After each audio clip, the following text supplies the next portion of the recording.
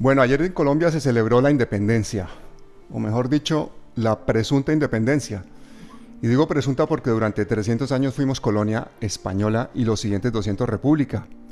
Pero para el pueblo no significó nada más que el traspaso de poder de una oligarquía europea a una oligarquía criolla. Continúa el mismo sistema feudal de la tenencia de la tierra, el mismo clasismo, la misma represión y la misma miseria en la población. Eso sí, el trámite costó muchas vidas, cientos de batallas e indescriptible sufrimiento para quienes lucharon por la libertad. Una lucha cuyas causas el tiempo las ha reducido a una pelea por un florero. Y de esa forma se ha empobrecido la ideología de esa lucha libertaria, una lucha que ahora es más actual que nunca porque seguimos sin tener independencia. 200 años después, Colombia tiene un gobierno mafioso. Un gobierno mafioso que funciona prácticamente como una colonia de Estados Unidos. Una colonia sin derechos, por supuesto, pero con 7 bases militares norteamericanas en nuestro territorio. Tratados de libre comercio que impiden la competitividad de los productos colombianos. Tratados que someten la precaria economía nacional al capital internacional. Economía que, al igual que en la colonia, sigue siendo extractivista y que, al igual que en la colonia, se lleva las riquezas del país hacia el extranjero. Eso sí, nosotros nos quedamos con los muertos. Somos el portaaviones de Estados Unidos, el Israel latinoamericano. Así que lo del 20 de julio debería adelantarse al 4 y lo deberíamos llamar Independence Day. Una prueba contundente de nuestra condición de colonia es la postura irracional de nuestros gobiernos con las personas, con nuestra economía y con la naturaleza en la llamada guerra contra las drogas, que es simplemente la excusa para justificarle al mundo esa presencia militar de Estados Unidos en nuestro territorio. Necesaria, por otra parte, para la función más inmoral y multidimensional que pueda haber en los negocios, la guerra. Y la guerra contra las drogas, que es toda una farsa en la que se criminaliza al campesino arruinado que tiene que sembrar hoja de coca para ganarse unos pesos, pero no a los grandes capos, pues entonces es la que continúa desangrando nuestro país, la que continúa financiando campañas políticas y ejércitos privados. Y ni los banqueros, ni los que están en los puestos intermedios que se enriquecen de verdad blanqueando capitales pagan un solo día de cárcel.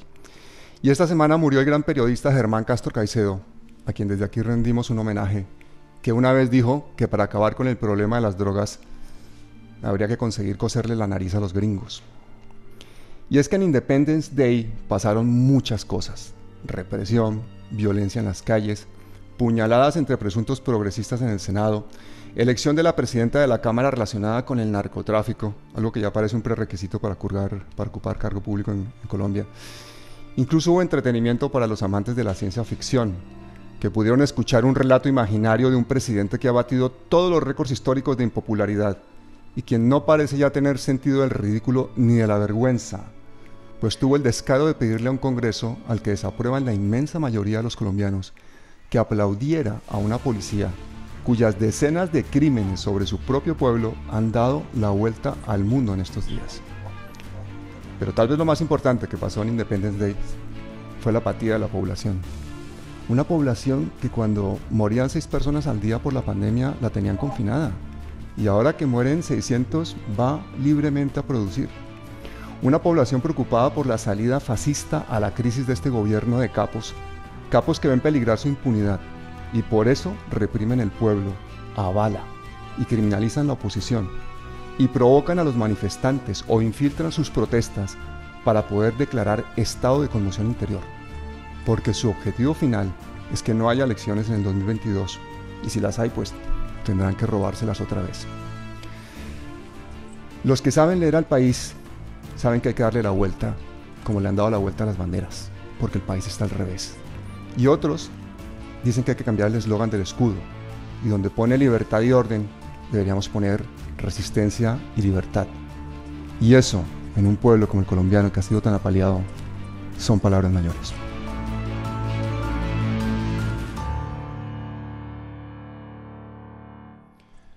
Bienvenidos todos, quiero que se presenten uno por uno. Hola, buenos días, Paulo. El pueblo me ha denominado como el Capitán Colombia. Es un honor que me hayan invitado. Hola, buenos días a todos y a todas. Soy Alfredo Mondragón. He participado del paro y realmente de hace más de 20 años en las luchas sociales de Cali. Yo soy Mena. En este momento hago parte del Comité de Gestión Social de Portal de la 80 en Bogotá. Y en este momento pues ya estoy en la parte social con el comité y con Rudolf en la parte de las ollas comunitarias en el sector de Engativá. Soy Rudolf Solano, realmente soy un ciudadano común y corriente que se interesó por el tema de las ollas comunitarias y del apoyo a toda esta gente que hace tantas cosas por el paro nacional y sobre todo por aquellos que están bien jodidos en este país. Gracias. El Griego, no un alias, sino una empresa quebrada, un académico, filántropo. Creo que soy un servidor social acá en este país. Otro invitado es Antonio Sanguino, que no necesita presentación, y Margarita, a quien cedo la palabra. Muchas gracias a todos por estar acá. Yo estoy muy complacida de conocerlos. Yo tengo una primera pregunta para Antonio. Me gustaría empezar por el discurso del presidente ayer, como para entrar en materia con respecto a lo que pasó en el Congreso. Y les confieso que yo no terminé de oír ese discurso, o sea, como que me empezó a hervir la sangre ya al final y dije, no soy capaz de seguir oyendo esto. Pero yo quisiera que nos contaras, Antonio, digamos, ¿cuáles fueron las mentiras más flagrantes que dijo ayer el presidente en su discurso? Muchas gracias, Margarita. Muchas gracias, Pablo. Me complace mucho estar aquí en este espacio. Saludar pues al Capitán Colombia, Alfredo, a Mena, a Rudolf, al Griego, y saludar a todos los que nos siguen a esta hora o los que nos van a escuchar y a ver a través de las redes sociales cuando este programa se reproduzca por miles y millones, como siempre ocurre. Pues Margarita, yo también hice un gran esfuerzo, tenía que escuchar al presidente, por supuesto. Él se pronunció sobre otro país, sobre un país, digamos, que solo existe en su cabeza.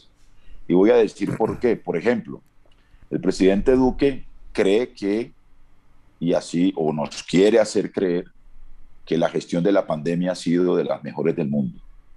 O sea, para él, los 116,000 muertos y los casi o más de 5 millones oficialmente registrados como contagiados del COVID, es una cifra que no existe, o es una cifra que no genera preocupación. Segundo, el presidente cree que los estragos económicos y sociales de la pandemia, por su mala gestión de la pandemia, son mínimos. Incluso llegó a sacar pecho con indicadores económicos y sociales bastante mentirosos, por decirlo menos, ¿no? O sea, para él, por ejemplo, los 22 millones de pobres que según el DANE existen, el 42.5%, no son una preocupación, o los 7.5 millones de pobres extremos. Es que según el DANE hay 30 millones de colombianos en pobreza y en pobreza extrema. Para el presidente no existen el 37% de los jóvenes que desertaron de la educación superior, o no existen los 280,000 niños que según el propio Ministerio de Educación Nacional salieron de la educación básica y media en medio de la pandemia, ni existen las 500,000 empresas, pequeños negocios que se quebraron, como las del Griego, ni las 140,000 empresas, datos del DANE y de la CEPAL. O sea, digamos, ese país no existe para el presidente. No existe el paro nacional. O sea, para el presidente eso no ocurrió. Para el presidente, su gestión ambiental es de las mejores del mundo. Es el más ambientalista de los presidentes en ejercicio actualmente en el planeta. Adicionalmente, no existe una crisis de derechos humanos, ¿no? Nuestra fuerza pública es la más respetuosa de los derechos humanos en el planeta también. Así que, digamos, el presidente se considera el más cumplidor del acuerdo de paz, ¿no? Reconoció o reivindicó su política exterior como de las mejores cuando estamos exportando mercenarios para que asesinen presidentes en ejercicio. O sea, realmente, digamos, fue una pieza oratoria, repito, de desconexión con la realidad, lo que ayer vimos en el discurso del presidente Iván Duque. Capitán Colombia, ¿cómo vivieron ustedes ayer el Día de la Independencia ¿Y cuál ha sido tu experiencia con la fuerza pública durante este último mes y medio? La movilización acá en Bogotá estuvo en relativa calma, como hasta las 2:30 de la tarde, y ya se presentaron pues enfrentamientos. Y en todo el país, a nivel nacional, hubo enfrentamientos en Popayán, en Buga, acá en Bogotá, en Neiva, Cali, literalmente en todo el país hubieron enfrentamientos. Eh, los encuentros con la fuerza pública siempre son muy desastrosos. Ya por lo menos vimos que hace como 15 días en Popayán a un compañero que estaba documentando, le dispararon al rostro y le sacaron un ojo, le sacaron el ojo izquierdo, fue el último allá. Y así hubieron como más de 50 heridos ese día. Pero Capitán, y sí esas hubieron, imágenes que hemos visto en los medios de comunicación de algunos grupos de primera línea preparándose para la lucha, ¿tú haces parte de esos grupos? ¿Cuál es tu opinión al respecto? la primera línea no es un grupo armado, no es un grupo guerrillero, no es un grupo financiado por las guerrillas, ni por izquierda, ni por ningún partido político, ni por nadie. O sea, somos jóvenes, la mayoría, todos cansados, como todo el mundo lo sabe, el pueblo se cansó y a raíz del paro ya se generó este estallido social, porque esto ya no es un paro, sino un estallido social. ¿Pero ustedes se entrenan Entonces, para la lucha? ¿Ustedes se entrenan para luchar contra la fuerza pública? pues digámoslo de cierta manera que la mayoría siempre hace una especie de fortalecimiento, ¿no? No tanto solo como la fuerza bruta, sino también en la parte de la pedagogía. Entonces estamos estudiando demasiado la situación, y obviamente si uno debe fortalecerse, ¿no? Debe entrenar, pues porque uno no puede salir en completo desorden. Uno tiene que estar estructurado, pues, o sea, no somos organización criminal, porque hay que aclararlo, porque uno se organiza y ya después te están diciendo que no, que esos son unos terroristas, que una organización criminal. No, pero sí tenemos entrenamientos y nos preparamos. ¿Esos entrenamientos son con propósitos defensivos o también tienen propósitos ofensivos? Solamente defensivos. La primera línea es la defensa del pueblo. La primera línea es los que defendemos las marchas, los que tratamos de sacar la gente cuando empiezan los ataques. ¿Y quién los financia a ustedes? Nosotros mismos con recursos de nosotros. Por lo menos nosotros nos compramos nuestras gafas, porque ahora resultó siendo un delito comprarse unas gafas para protegerse los ojos, para que no nos lo saquen. Resultó ser delito comprarse un casco de construcción para que no le disparen a uno en la cabeza. Un escudo que viene siendo una lata, una tabla. Eso es sinónimo de terrorismo ahora, y eso, una tabla se la encuentra uno en la calle. Entonces uno mismo prepara sus escudos y nosotros mismos prácticamente nos financiamos. No tenemos ayuda de izquierda ni de ningún grupo guerrillero, vuelvo y lo repito, no tenemos ayudas económicas de nadie. Alfredo, yo tengo varias preguntas en una. Primero, ¿qué piensas de esas imágenes a las que se refirió Pablo? Y también si los caleños escucharon el mensaje que tú les enviaste de no dejarse provocar y no exponerse. Yo lo que veo es que los jóvenes de primera línea,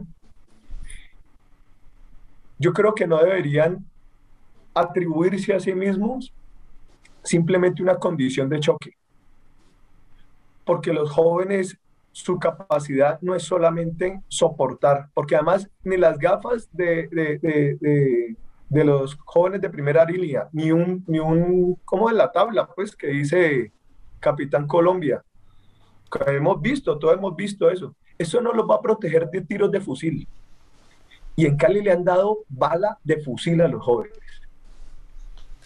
¿ya? Eso no los va a proteger nunca, eso. Lo que están construyendo son escenarios de violencia en el cual nosotros somos débiles, porque con cascos, con la careta esta, pues, con estas gafas, medio nos podemos proteger de que no nos saquen un ojo, pero de una bala de pistola o de fusil no lo vamos a lograr. Nosotros somos realmente débiles en el escenario de la confrontación y de la violencia. Ellos, es decir, el uribismo y todas estas mafias de paracos que salen a dispararle a los jóvenes, ahí son fuertes ellos.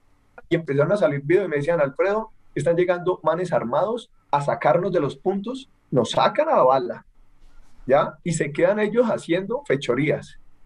Yo creo que eso tal vez les ha pasado también a ustedes, muchachos, allá en Bogotá, en otras partes del país. Y entonces yo lo empiezo a denunciar. Yo lo empiezo a denunciar porque algunos compañeros me decían, no, pero es que no lo denuncias, Alfredo, porque pareciera que fuera una postura contra compañeros de primera línea. No, es que a mí me están diciendo los mismos pelados de primera línea que lo están sacando a tiros para quedarse haciendo fechorías, personas criminales haciendo retenes de 3, 4 personas para atracar a la gente y que le echen la culpa a la primera línea y le echen la culpa al paro. Que mucho cuidado, porque nosotros no podemos convertir la lucha de los jóvenes solamente como un grupo de choque. Lo que tenemos que enriquecer es con la creatividad, con la inteligencia, la potencia, para decirle al país hacia dónde es que queremos llevar esto. Rudolf, cuéntanos la cara amable de lo que es la movilización social que está pasando en las ollas comunitarias. Yo quiero que ustedes, que Mena, que tú, que el Griego, que Jairo, nos cuenten cuál es ese trabajo social que no se ve, que no sacan en los noticieros. Bueno, yo creo que las ollas comunitarias son uno de los puntos más destacados de este paro nacional, porque demostraron dos cosas. Uno, el enorme hambre que hay en el país. Muchísima gente está pasando hambre en Colombia, pero es muchísima. Son millones de personas. Y dos, la solidaridad de los vecinos. Mira, esto empezó entre vecinos, entre amigos, la misma cuadra. La olla ha servido para que los barrios se integren, para que la gente sea más solidaria, para que todos compartan un plato de comida. Ahí no se le pregunta a nadie cuál es su ideología, usted en qué piensa, usted en qué cree, usted es del verde, del polo, es de la derecha, es del centro democrático. No nos importa, lo que importa es saber si la persona tiene hambre y desea compartir un rato. Y son espacios de integración y espacios de comunicación muy, muy chéveres realmente. Son de una energía buenísima. Realmente nosotros nos hemos dado cuenta que la lucha no puede seguir siendo en las calles. La resistencia está muy bien, pero el tema tiene que evolucionar. Y a uno de los temas que nosotros estamos evolucionando, hablo en mi localidad y en muchas partes de Bogotá está pasando, y es el tema asambleario. Cambiar de la resistencia en las calles solamente con los escudos y demás, y pasarlo a un tema de colectivo, un tema de asambleas, donde somos nosotros los que proponemos las ideas. El tema de la olla comunitaria es fundamental, es algo que tiene que continuar con o sin paro, sí, es algo que tiene que seguir, porque yo le decía al que yo no concibo la idea de que después de casi 3 meses no salga nada de esto. O sea, tienen que quedar las asambleas populares, tienen que quedar los colectivos y tiene que quedar toda la gestión en la comunidad y la gestión social.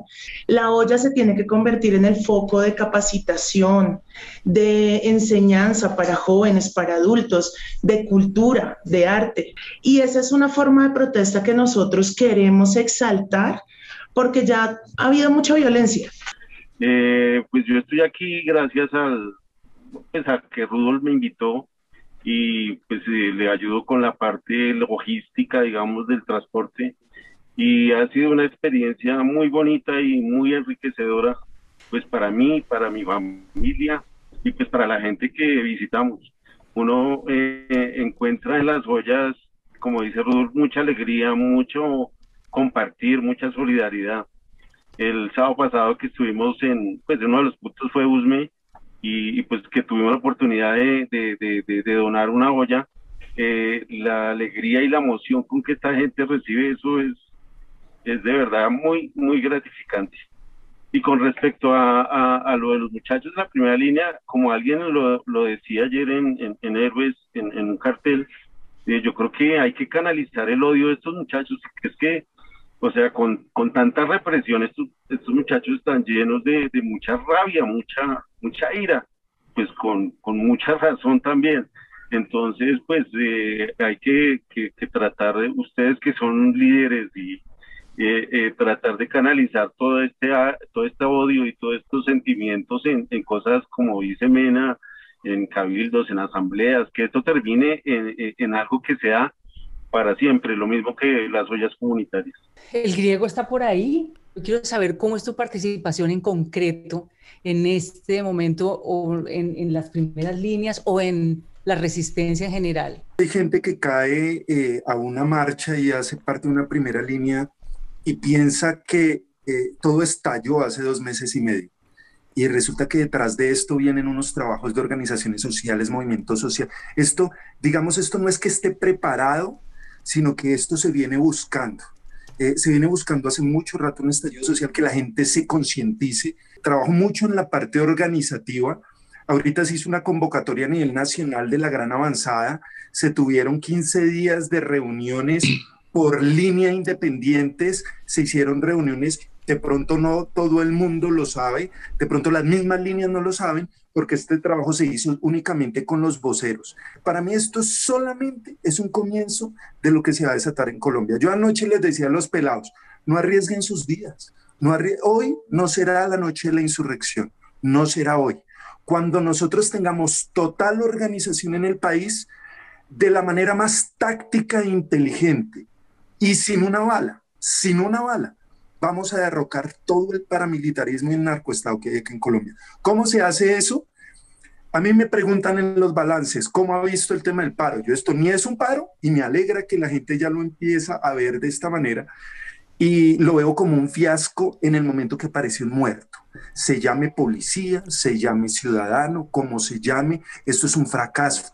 No podemos acostumbrarnos a estas muertes. ¿La tarea cuál es? Organizativa, pedagógica, y creo que se empezó a hacer esto. La gente tiene mucho afán de organización y eso lo alcanzamos a percibir en todos los aspectos. Que el éxito de lo que la gente ha llamado el paro es sacar el campo de juego del señor Motosierra y ponerlo en nuestro tablero y jugar desde nuestro tablero. El éxito de esto ha sido que nosotros no disparamos armas. Entonces, es un trabajo pedagógico el que se está haciendo ahorita. Antonio Sanguino, a Gustavo Bolívar, uno de las personas, de los senadores que más ha defendido las primeras líneas, se le ha intentado criminalizar precisamente por comprar materiales de defensa como gafas y cascos. ¿Tú qué opinas de eso? Es que yo rechazo ese tipo de señalamientos. Es criminalizar una labor y una representación política que ejerce Gustavo Bolívar en el Congreso. Todos conocemos a Gustavo. Es una persona que adelanta este tipo de actividades fundamentalmente para animar y para acompañar la expresión legítima de la ciudadanía en la protesta social y en la movilización ciudadana. Y por supuesto, si estoy en contra de ese señalamiento contra Gustavo, por supuesto que también estoy en contra de la estigmatización de las primeras líneas. Yo creo que las primeras líneas son la expresión de una digamos, insubordinación popular y juvenil, de una crítica legítima y justa de sectores de la población, particularmente de los jóvenes, que interpelan el modelo económico y social, que se pronuncian sobre estas enormes desigualdades y que además interpelan el sistema político colombiano. Así que, digamos, yo repito, soy solidario con Gustavo Bolívar y por supuesto que rechazo este tipo de acusaciones, de señalamientos y de judicializaciones que lo que buscan es silenciar una voz potente, una voz muy importante en el Congreso de Colombia. Pues a mí me alegra que seas solidario con Gustavo Bolívar, pero tu solidaridad no llegó tanto como para no impedir ayer que descabezaran a Gustavo como segundo vicepresidente. ¿Cuál fue el movimiento de tu partido ayer que no lo ha entendido nadie y que están diciendo, pues, los de la Colombia Humana, que realmente lo que pasó fue que se ha ido en contra de la legalidad, en contra del estatuto de la oposición firmado en los acuerdos de La Habana? ¿Qué ha pasado? Cuéntanos un poquito. Pues fíjate que sería bueno escuchar a Feliciano, que también es del mismo partido o es senador del mismo partido junto con Gustavo Bolívar, que tiene otra opinión de lo que pasó ayer.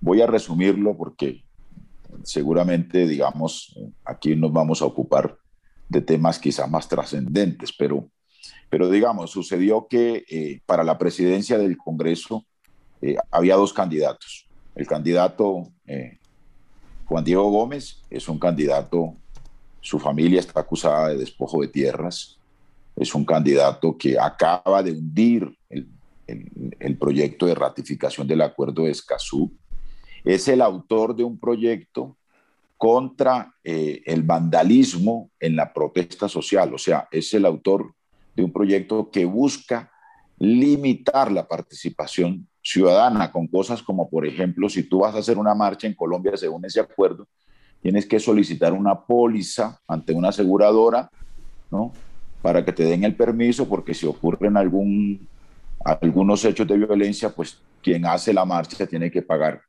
por los daños que se ocasionen en esas movilizaciones. En fin, es digamos, un proyecto que establece barreras y que criminaliza la protesta social. Pues bueno, ese señor sacó 94 votos. Yo fui candidato a la presidencia del Congreso, saqué 7 votos. Es decir, mi bancada tiene 9. Ni siquiera todos los de mi bancada votaron por mí. Uno se excusó porque está fuera del país, en fin. Y seguramente uno votó en blanco. Nosotros habíamos decidido como Verde votar en blanco. ¿Por qué? Pues porque no tenía presentación votar por un señor que representa lo que estoy contando. Y entonces Angélica Lozano me planteó que si me postulaban a mí para que en vez del voto en blanco, yo había sido el ponente de la ponencia positiva de ratificación al Acuerdo de Escazú y me había enfrentado con Juan Diego, así que era una manera de mandar un mensaje simbólico sabiendo que ellos tenían la mayoría para elegir a Juan Diego, eligieron a Juan Diego. Después vino la elección del segundo vicepresidente, había el acuerdo efectivamente de votar por Gustavo Bolívar, de no postular otro candidato, así lo hicimos. Los verdes todos votamos por Gustavo Bolívar. Gustavo Bolívar sacó 32 votos y hubo 66 votos en blanco.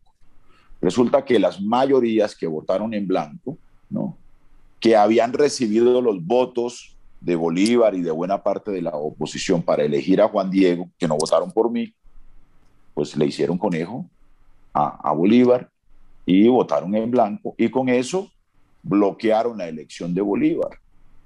Y claro, Bolívar no se podía volver a postular porque la ley lo impide, pero su partido pudo haber postulado a Feliciano Valencia y hubiésemos elegido a Feliciano Valencia. ¿Y por qué no lo postularon? Pues esa es una muy buena pregunta, ¿no? Feliciano está molesto por eso. ¿Por qué no lo postularon? Pudimos haber elegido a Feliciano. Además, hubiese sido simbólicamente un reconocimiento al movimiento indígena, lo que significa Feliciano. Antonio, estaba claro que estaban castigando a Gustavo Bolívar por ser uno de los que más ha denunciado corrupción y toda la violencia contra las primeras líneas. Sí, por supuesto, pero las circunstancias legales es que pues, el vicepresidente no lo elige solo la oposición, lo elige la plenaria del Senado. Luego ellos deciden retirarse y no postular otro candidato. ¿Qué dice el estatuto de oposición? Si la oposición no postula a nadie, entonces se debe elegir entre los partidos independientes. Es decir, que esa segunda vicepresidencia hubiese quedado en manos del Partido Liberal o de Cambio Radical. Eso dice la ley, eso dice la norma. Ese era el efecto práctico de lo de ayer.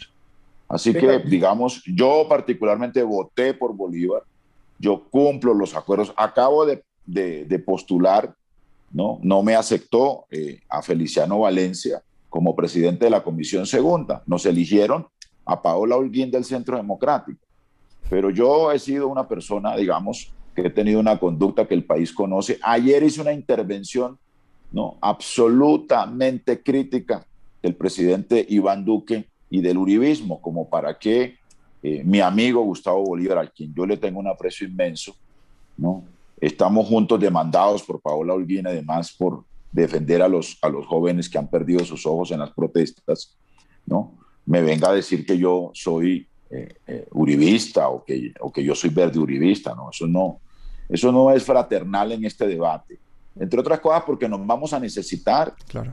Necesitamos estar juntos para el 22, para poderle ganar a la verdadera amenaza de la democracia colombiana, que es la continuidad del proyecto uribista, que va a arrasar con lo que queda de la Constitución y va a arrasar con lo que queda del acuerdo de paz. Así que yo tengo muy claro que yo no vine al Congreso ni a hacerle trampas a mis compañeros, ni a pelear en redes sociales con ellos. Yo no vine a eso.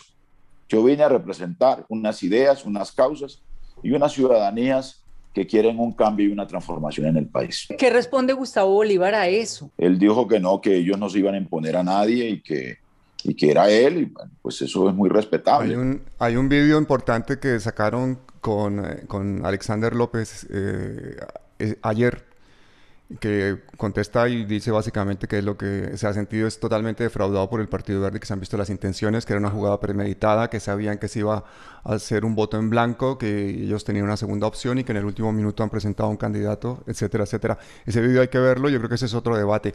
Pero yo los animo a que sigamos con el debate nuestro, que es lo que vamos a hacer en las calles para conseguir la paz y para no caer en la violencia. Rudolf, la gente que quiere colaborar con esos jóvenes que están en asamblea, en los barrios, con esos chicos que están haciendo pedagogía social en torno a esas ollas comunitarias que se han convertido además en un alivio en un país en el que hay más de 20 millones de personas viviendo en la pobreza. ¿Cómo pueden colaborar? Por ejemplo, esos colombianos que están en Australia, en Estados Unidos, en Europa, o esas mismas personas dentro de Colombia. Cuéntanos un poquito las necesidades de tus ollas y cómo pueden colaborar las personas. Bueno, la gente que está afuera nos puede ayudar por PayPal. En PayPal abrimos una cuenta que se llama PayPal.me /ollas comunitarias. Ahí lo pueden hacer los que nos quieran colaborar. También si tienen familia aquí en Colombia y nos quieren mandar víveres, porque no solo recibimos dinero, sino también víveres, lo pueden hacer también. Nos contactan a través de @ el número 15 letras, que es digamos que el Twitter que manejamos para el tema de las ollas, y allí nosotros recogemos los víveres donde sea, porque los necesitamos. Son más o menos 1.500 personas diarias que se están alimentando en 6 ollitas que tenemos de apoyo constante. Hay 17 ollas en toda la ciudad de Bogotá, entonces las rotamos. También estamos empezando a apoyar una olla que está en Pereira, que nos pidió ayuda y los conocimos ayer. Si una persona ayuda mediante esa cuenta de PayPal, esa ayuda va a ser distribuida no solamente entre esas 6 ollas, sino entre las 17 ollas de Bogotá e incluso en otras ollas en Colombia. Entre todas las que podamos. ¿Cómo lo hacemos nosotros? Súper transparente. Dividimos en partes iguales. Le mostramos a la gente en video, mire, esto fue lo que compramos. Incluso hay gente que nos pide las facturas, le enviamos las facturas. Mira, aquí está la factura de lo que compramos, del total de lo que se recogió. Estas son nuestras facturas. Las dividimos en partes iguales y en cada entrega también la documentamos. Yo creo que estas iniciativas hay que respaldarlas, hay que aplaudirlas y hay que estimularlas para que se conviertan en formas de organización permanente de la ciudadanía. Y para que construyamos el sueño colombiano, Antonio, como titulamos la entrevista que te hicimos a ti, en la que hiciste todo un despliegue de transparencia, yo la recuerdo como una de las entrevistas más entrañables, me explicaste de una forma absolutamente clara lo que fue la desmovilización paramilitar comparada con la de las FARC y muchos temas más que los invito a todos a que conozcan en profundidad el pensamiento del senador Antonio Sanguino, uno de los senadores más progresistas que hay en este momento en el país. Pero déjeme recordarle, una de las veces que me detuvieron en procesos pues, o en movilizaciones populares fue en Bucaramanga, en el paro cívico de 1987, en la zona norte, que es la zona popular de Bucaramanga, precisamente en una olla comunitaria que habíamos habilitado y que habíamos facilitado con los pobladores de esa zona de barrios populares de Bucaramanga. Así que también tengo un recuerdo personal en relación con lo que significan estas expresiones de organización popular. Por supuesto que sí. En la primera línea estamos todos. Muchísimas gracias, Antonio. A ustedes muy amables. Oiga, ¿y alguno de ustedes tiene aspiraciones políticas? No. Yo creo que no. Capitán, no he visto que muevas la cabeza, capitán. De nada nos sirve todo lo que hemos hecho, de nada nos va a servir todos los muertos, toda la gente, todos los desaparecidos, las torturadas, los violadas, las niñas violadas. Yo creo que el cambio también lo debemos hacer políticamente, como hacerle una depuración a ese Congreso. Entonces ahí es donde entra la idea de la pedagogía y empezar a crear como una especie de partido político juvenil. Yo estoy de acuerdo con Capitán Colombia, porque es que yo creo que lo que le han enseñado la clase política es que siempre nos han vendido el cuento de que no se metan en la política porque es que eso es como muy grave, eso es como muy fangoso, para ellos quedarse siempre con un reducido grupo dirigiendo la política. Entonces no es grave que un Laforí, que los gremios tengan representación política en los bancos, ¿cierto? Pero es grave entonces que un joven del sector popular tenga aspiración. Yo lo digo, yo la verdad les digo algo. No se sientan avergonzados ni sorprendidos porque le digan que tengan aspiración política. Yo le digo claramente, yo estoy desde los 16 años en la lucha social y después de como de 15, 20 años me decidí participar de elecciones. Ya fui al consejo, saqué una votación muy alta, pero no me alcanzó, ¿no? Y que tengo que decirle, después fui a la Cámara hace 4 años, saqué una votación ni la berraca. Yo no sé cómo saqué poco de votos si nadie puede decir que le ofrecí un trabajo, le di una plata o nada de eso. ¿Yo sabe por qué fue eso? De tantos años de verme, yo creo que en la calle hablando, pero cuando no era moda salir a manifestarse, cuando nos trataban de guerrilleros todo el tiempo. Pero Alfredo, ¿tú te vas a presentar para el 2022 a algo con algún partido? Pues yo lo estoy pensando muy claramente porque si lo hice en un momento donde realmente éramos casi que vilipendiados los líderes sociales, ¿cómo no ahorita si tenemos que salir a tratar de derrotar esas mafias que están enquistadas? Yo sé que fui muy largo atrás. ¿Cómo? Muy buena noticia. Muy buena noticia, Alfredo Mondragón. Pero yo creo que sí, la política es inherente al ser humano y justamente por no hablar de política es que estamos en la situación en la que estamos. Sí o sí es necesario hablar de política y algo que yo he hablado con Rudolf es que la olla comunitaria se tiene que volver en ese lugar de educación, de capacitación y de hablar de política, no de ningún partido ni de ninguna postura, pero sí que nosotros asumamos nuestra responsabilidad. Artículo 3 de la Constitución, nosotros somos el Estado y estos espacios sociales, la olla, se tienen que convertir en el lugar en que nosotros por fin asumamos nuestra responsabilidad como Estado. No es escuchar la propuesta del candidato, es que nosotros desde la Asamblea, desde la parte de la comunidad, seamos los que digamos, esto es lo que necesitamos, señor candidato, esto es lo que queremos. ¿Se le va a medir?